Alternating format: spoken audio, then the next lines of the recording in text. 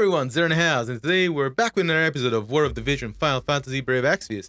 We're gonna be talking about something a bit different, as you probably noticed from the title. And we're gonna discuss 5 things that WOTV is not doing well. Things in which they could exponentially improve the experience for pretty much most players, in my opinion. These are my views, and you're more than welcome to share your views in the comments. Let's have a constructive conversation.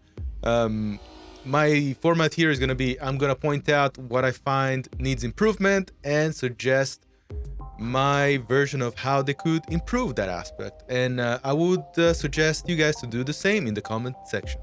First thing that I would like improved is the food refilling system, or in this particular case, the Chocobo and the barrack system. So if we go in the Chocobo expedition, you'll see that I'll have to click on collect items to get what I want, to get the items that I technically should have collected. So the Chocobos have already done their thing, and then I have to physically go into the Chocobo interface and collect items. Now this, very similarly to the barracks, which we're going on to. In here, I have for sure food. And why can't this food be used automatically? I've already paid guild to have this food. Why aren't my units using this food automatically? Why do I need to spoon feed them literally? Realistically, these items should be used automatically so that they can just generate shards. And likewise, with the Chocobo, I'll be much happier to have an extra item and pay for an extra item, say Gizal greens, and have the Chocobos do their thing until there's no more Gizal greens, and then I can collect without having a limit. I would imagine that this would improve everyone's experience in regards to this very tedious process. I see a lot of negative. First of all, it kind of makes people with OCD go crazy, that they need to check the platform all the time. They get notification and they feel that they're missing out. It just adds unnecessary stress. I also see this as a tactic to increase exposure and usage of the application, even though you're not playing. So I do see a lot of tactics that would be good for the investors' metrics, but in regards of the users, this is extremely tedious and annoying, and I hope that in the future they will implement a system where we can get shards and we can get expedition items without needing manual collection of and refilling of any bars. Moving on. The second point that really annoys me about this game is the Trial of Reckoning and Raid. Guys, let me tell you, what does that do? It just, same thing as I said before, it just adds an extra layer of exposure to the platform. You can pretty much auto the whole events, both events, you can auto them. Yes, you can play around with team compositions, but in reality, Raid is single unit because you can solo it, and Trial of Reckoning is having your whole brand new units put to use so that you don't feel like you're missing out, or there's no point about using those new units. Now, how would I think this could be improved? I would much appreciate a system like the Porcelain, where you can use the brand new units to go up the Porcelain Tower. And we also had another similar event where we had, the map was dark. I forgot the name now. The Golden something, where the map was dark, and as you eliminated enemies, the whole map would light up. And obviously, depending on how good your units were, you'd get more rewards. I think that's a much better way of doing a pseudo Trial of Reckoning event. And in regards of raids, I'm not sure if you guys have played the City of Final Fantasy Opera Omnia. I would much appreciate doing something like that, where we can use our own whole team and we have a real raid where we have an enemy that is maybe billions and billions of HP, and then everyone in their own instance tries to chip on their life, and then whoever dealt the most damage gets the most reward. I think that's a much better way of implementing raids into this game, but as I said, that's my opinion. The third element that I don't like about this game is the star system. Before we had it, we used to get shards for on this 9 steps banners for that specific unit. It would make very easy for that unit to be leveled up. However, now with the star system, things have changed a little bit. There is much less return on investment the more you use stars on a specific unit. So, for example, on Tifa, if I use 20 stars on her, yes, I do get 20 shards, but then, the next time I want to get shards for her, it takes me 40 stars to get the next 20 batch of 20 shards for her. And that's an extremely inefficient and ineffective way of trying to build a unit compared to before, where you could do the 9-step banner until the end and get like up to, I think, 200 shards, I think. And on top of that, we also had the bingo board, the challenge board for that unit. So building a brand new unit was so much easy. Whereas now, it takes a bit more thinking. You don't get to build that unit as fast as you want. And like me, like if there's a brand new unit that, I might be excited about, I don't feel as compelled to go for the whole 9-step banner or try to, get them to level 99 as soon as possible, because I know that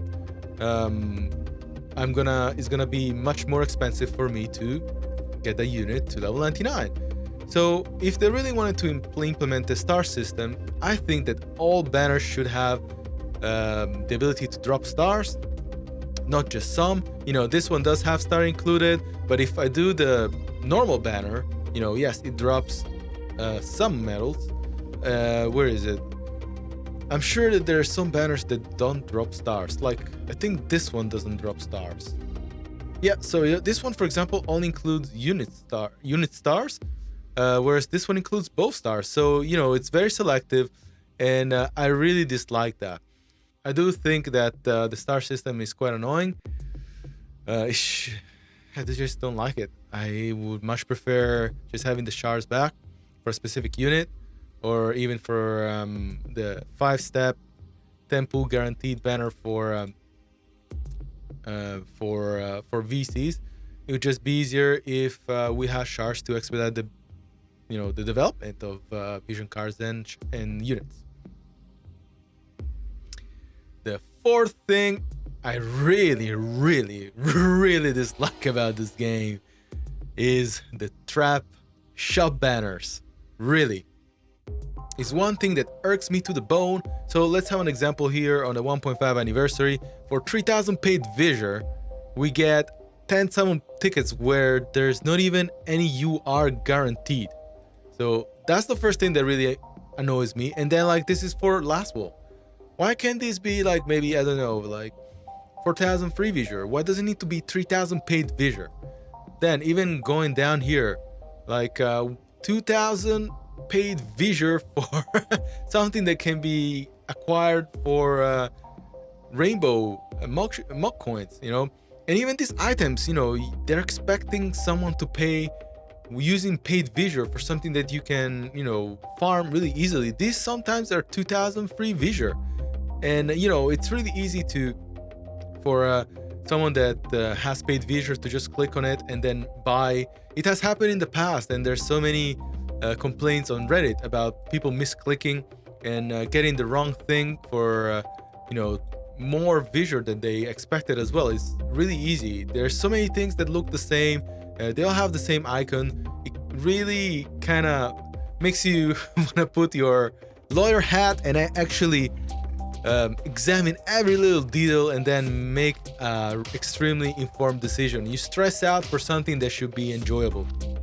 So I really hope that in the future that have more meaningful packs, not just packs to fill up the store and make it look like it's actually worth it to get these things.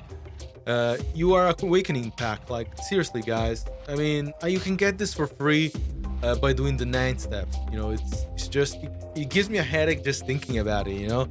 I would be really interested to see the data about the people that actually buy these packs, and I would imagine that the number of people that buy this is extremely low. I'd imagine that even whales would try to get these packs. Now, if you are someone that is like Royal rank 9, 10, 11, 12, please let us know in the comments. Do you actually buy these packs? And the fifth thing that really annoys me about this game is the battle speed. Look at how slow speed 1 is. I mean, like, seriously.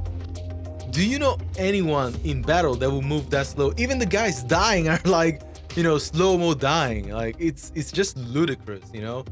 And I really hate the fact that ×2 speed is locked behind a paywall. Now, realistically, I do think that the real one-time speed should be 1.5.